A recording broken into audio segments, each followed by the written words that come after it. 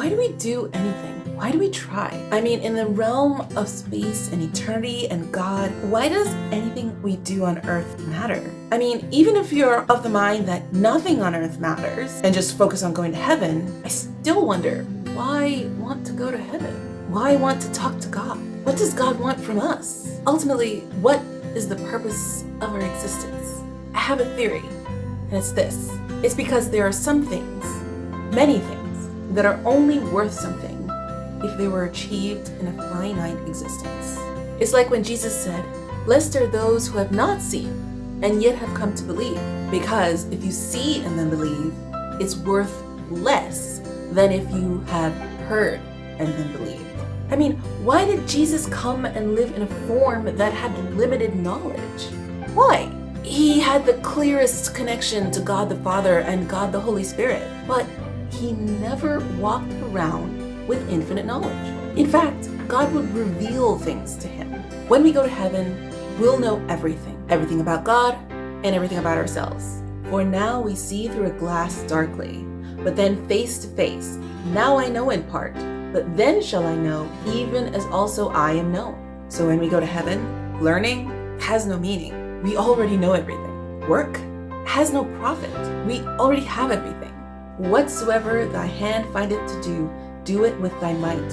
For there is no work, nor device, nor knowledge, nor wisdom in the grave whither thou goest. Work and learning, knowing God and building character, these things only come with reward for their worth because they were attained in a space where there were limitations. Obtaining something only feels rewarding if there was some limiting factor.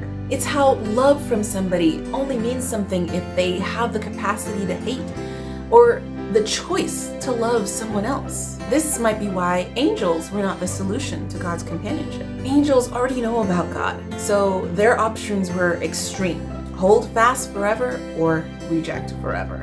We have the ability to waver, to be drawn towards and away. There's a freedom there, which is an interesting thought for further exploration some other time. But in order for man's love for God to be true and real, it had to be attained in ignorance, with little knowledge, with limiting factors of a finite mind. I often feel like I wish I understood God, but if I did, if I fully understood God, then I would be doubly, triply responsible for my actions going forward. And I believe that's why only the people who have seen the depths and the truth of God and his kingdom have the ability to commit the unpardonable sin. So now I got it.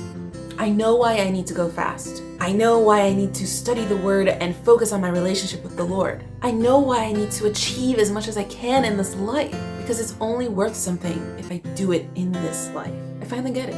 You know, I just now realized God only let me ponder this question when I had the ability to answer it. Before, I had this deep desire to do a lot and achieve a lot just in me.